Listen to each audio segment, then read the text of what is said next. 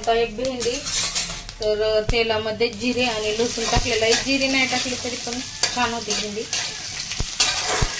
Cut करून घेतलेली भेंडी स्वच्छ धुवून कट केलेली आहे.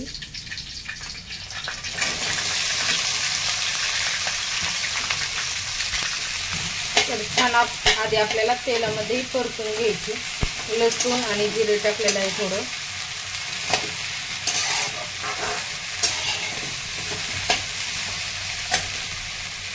आणि दही टाकणार आहे.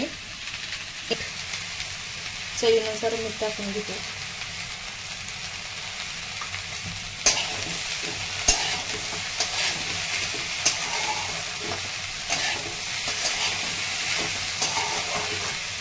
हिरव्या मिरचीच्या ऐवजी लाल चटणी पण वापरू शकता. लाल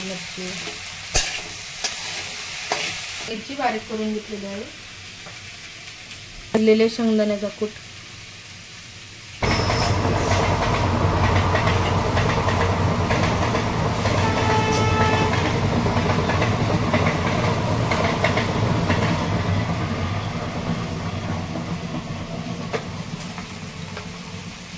थोडीशी हळद टाकलेली आहे.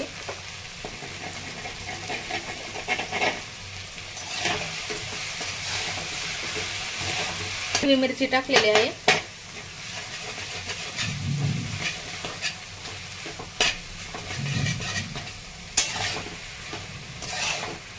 शेंगदाण्याचा कूट टाकून घेते. खूप बारीक पण नाही केलेला, असे काही काही अख्खलेच ठेवलेले आहेत शेंगदाणे.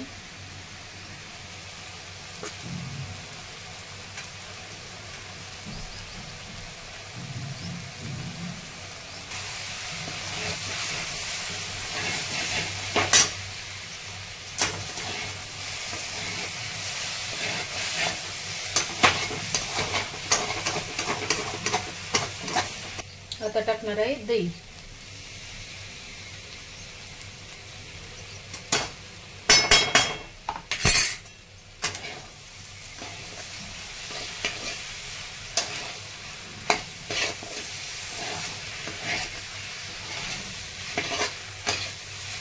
दही भेंडी तयार आहे.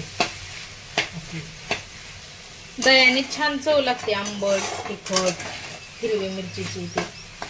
किंवा दही नसेल तर लिंबू पिळायचं. लिंबू पिळल्याने चिकट पण नाही होत आणि चव पण छान लागते.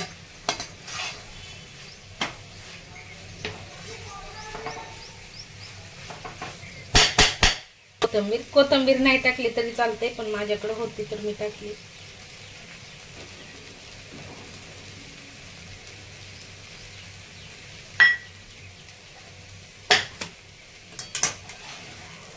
चिकट नाही झालेली भेंडी पाहू शकता, पण अशी छान झालेली आहे ओलसट.